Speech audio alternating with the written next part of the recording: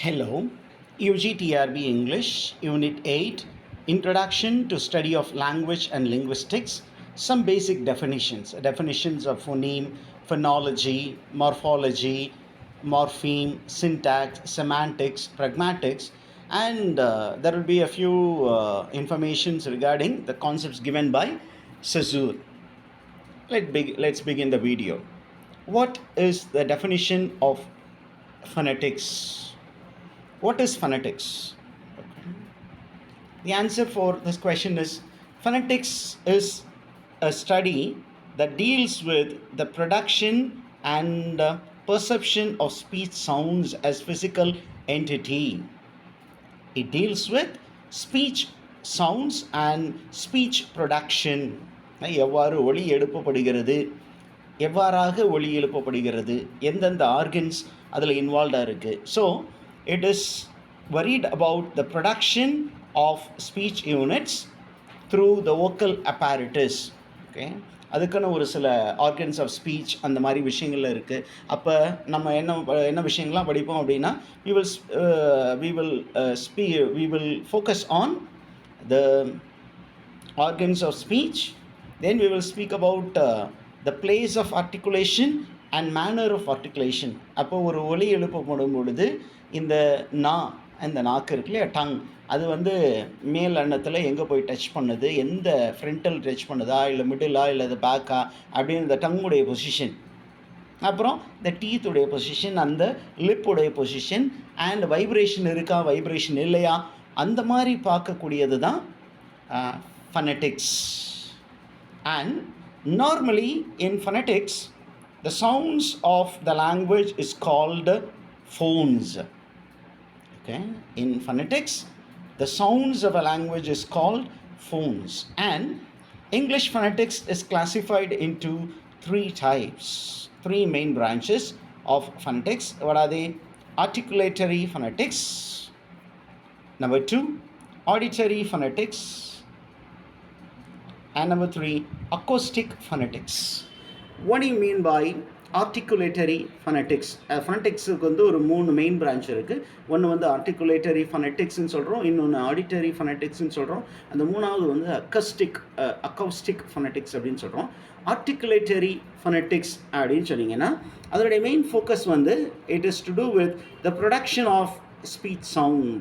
articulate அப்படின்னா how sounds are produced அப்படின்னு focus பண்ணுறது தான் articulatory phonetics.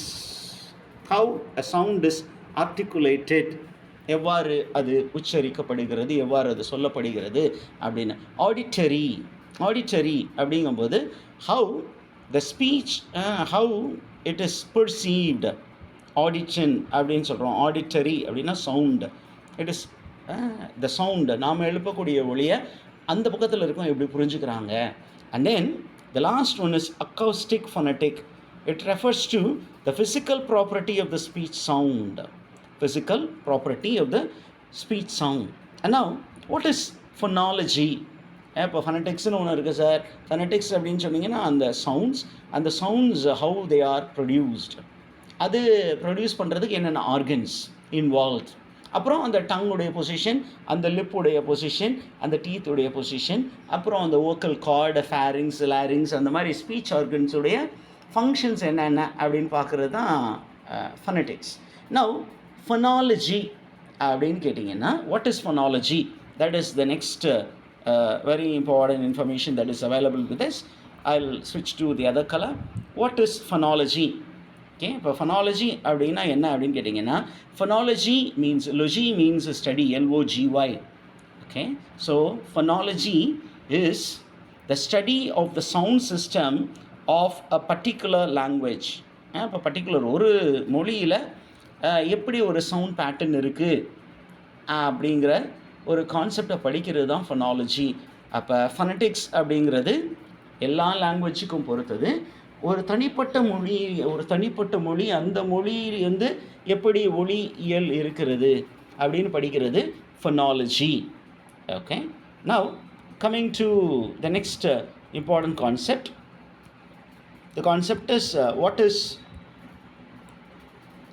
morphology and morpheme. ஏன்னா இதெல்லாம் ரொம்ப பேசிக்கான விஷயங்கள். இதெல்லாம் இயல்பாகவே காம்படிட்டிவ் எக்ஸாமில் கேட்குறதுக்கு possibilities. What you mean by morpheme? First morpheme பார்த்துருவோம், அப்புறம் மார்ஃபாலஜின்னு பார்த்துருவோம். வாட் இஸ் மார்ஃபீம் அப்படின்னு கேட்டிங்கன்னா, it is the smallest linguistic unit. Smallest linguistic unit. அப்போ லாங்குவேஜ் அப்படின்னு சொல்கிறோம்.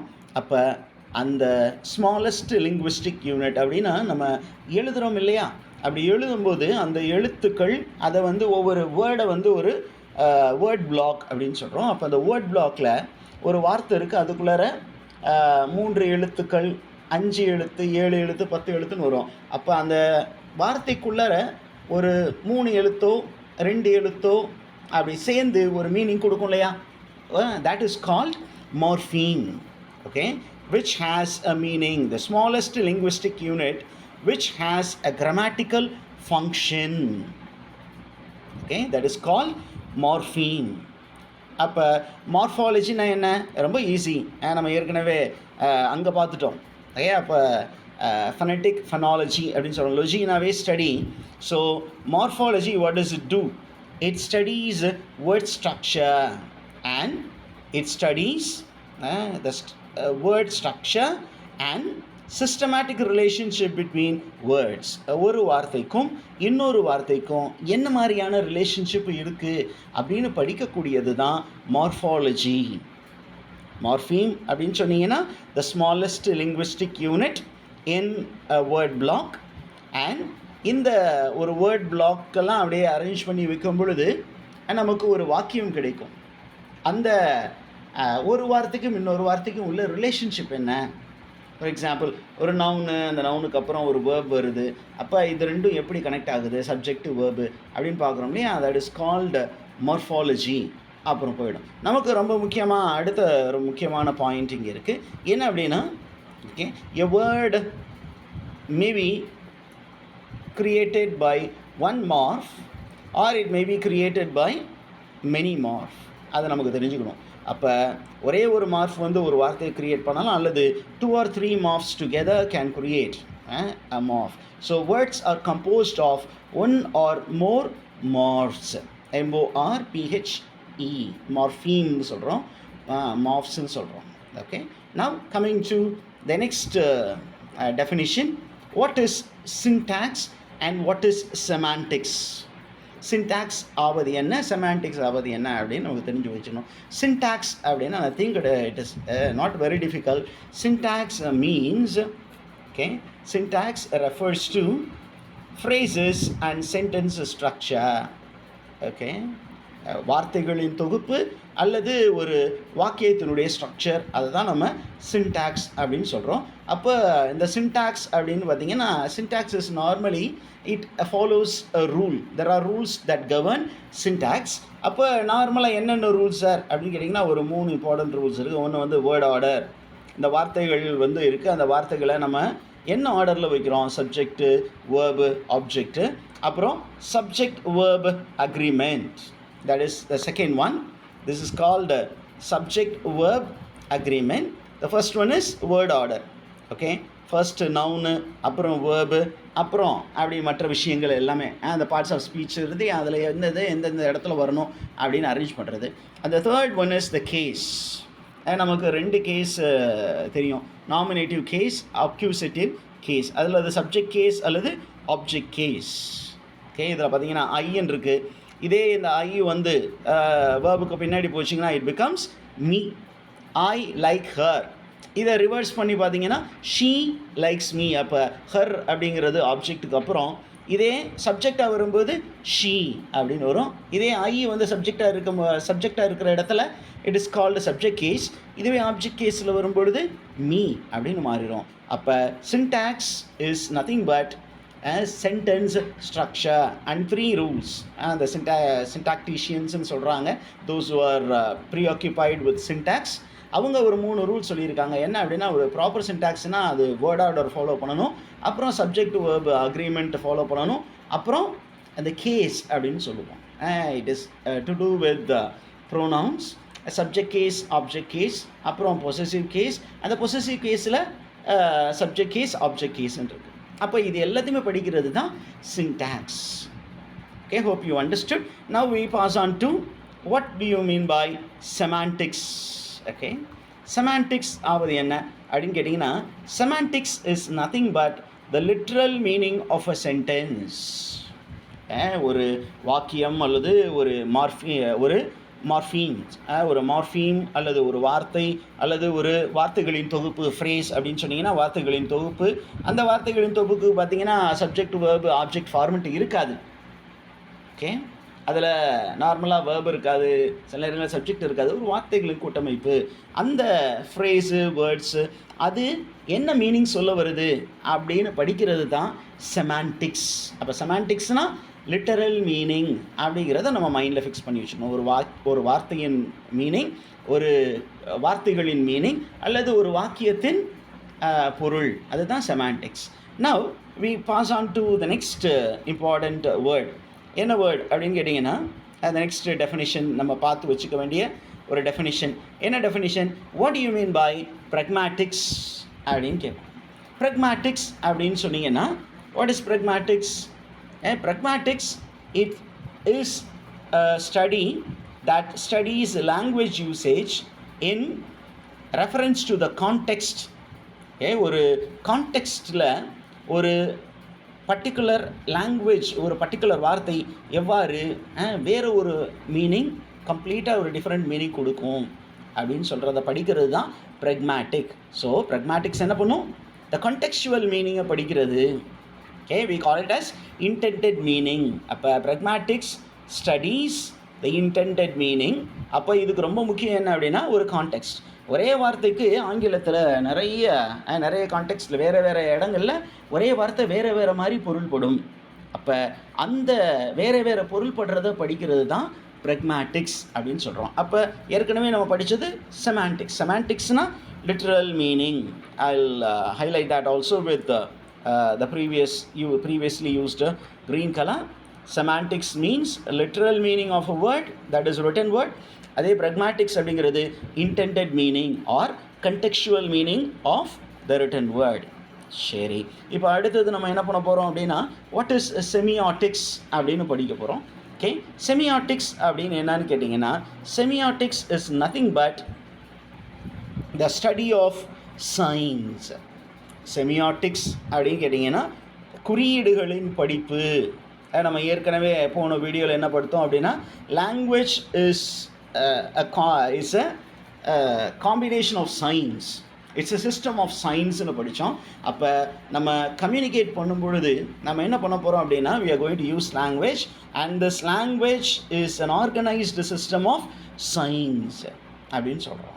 இப்போ நமக்கு ரொம்ப முக்கியமானது என்ன அப்படின்னு கேட்டிங்கன்னா, ஹியூமன் லாங்குவேஜ் அது ரிட்டனாக இருந்தாலும் சரி, ஸ்போக்கனாக இருந்தாலும் சரி, we are actually using signs. அப்போ இந்த SIGN, இந்த சைன் அப்படிங்கிற அந்த குறியீடில் வந்து நம்மளுடைய முக்கியமான கான்ட்ரிபியூஷன் இருக்குது. ஃபெர்டினாண்ட் டி சசுவர் அப்படின்னு ஒரு லிங்குவிஸ்ட் இருக்கார். அந்த லிங்குவிஸ்ட் என்ன சொல்லியிருக்காரு அப்படின்னு சொன்னீங்கன்னா, the sign is a combination of two things. One is நம்ம போன வீடியோவில் பார்த்தது தான், it is a combination of a signifier and the signified.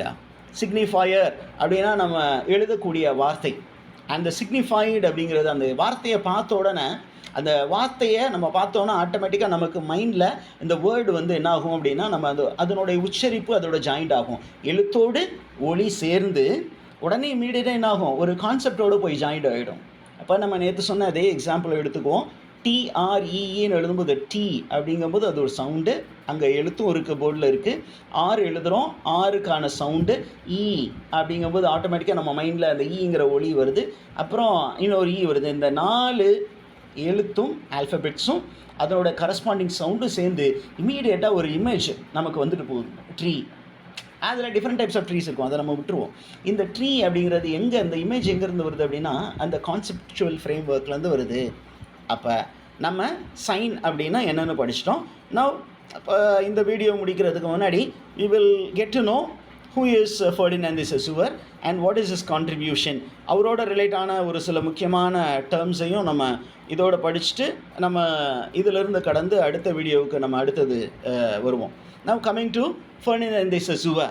Who is Ferdinand de Saussure அப்படின்னு கேட்டிங்கன்னா இவர் ஒரு Swiss linguist and he is considered to be father of modern linguistics. Okay, he is considered to be the father of modern linguistics and he is considered to be the founder of structuralism. Structuralism அப்படின்னு ஒரு particular moment இருக்குது. அது என்ன பண்ணுச்சு அப்படின்னா it is language based study. அவங்க என்ன பண்ணாங்கன்னா they found that a language is structured அப்படின்னு சொன்னாங்க. அப்போ இவருடைய முக்கியமான புத்தகம் அப்படின்னு சொன்னீங்கன்னா course in general linguistics. It is a series of lectures by Ferdinand de Saussure which was compiled by his disciples and it was published in the year 1916. Course in General Linguistics அப்படிங்கிறது first லெக்சராக கொடுக்கப்பட்டு அதை அவருடைய disciples வந்து தொகுத்து 1916 publish பண்ணாங்க.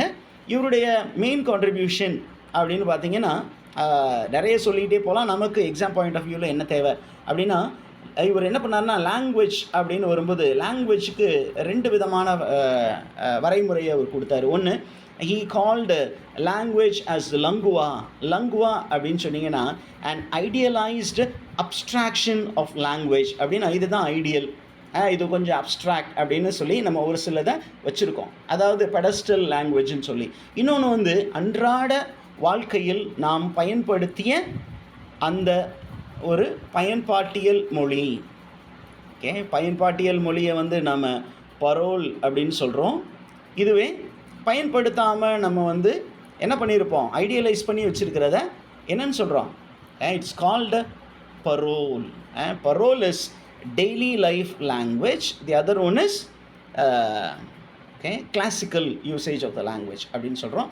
அதற்கப்புறம் பார்த்தீங்கன்னா இவர் என்ன சொன்னார் அப்படின்னா ரொம்ப முக்கியமானது இந்த லாஸ்ட் பாயிண்ட் இந்த ஸ்லைடில் இவர் என்ன சொன்னார் அப்படின்னா வெவ்வேறு மொழிகளில் in different languages there are words which give there are different words for to denote different objects. வெவ்வேறு மொழிகளில் வெவ்வேறு வார்த்தை வெவ்வேறு ஆப்ஜெக்டை உணர்த்துவதற்காக இருக்கிறதுனால இவர் என்ன சொன்னார் அப்படின்னா இந்த சைன் அந்த சிக்னிஃபைடுக்கு இருக்கக்கூடிய அந்த கனெக்ஷன் அப்படிங்கிறது வந்து arbitrary. So the nature of sign is arbitrary அப்படின்னு சொன்னார். So the nature of sign is arbitrary. Hope this video was useful for you. If you have any queries, you can always drop your comment in the comment section. If you like the video, kindly do subscribe and encourage and please do share it with your friends so that they may also benefit. In the next video I'll come up with something related to Unit 8. Thank you.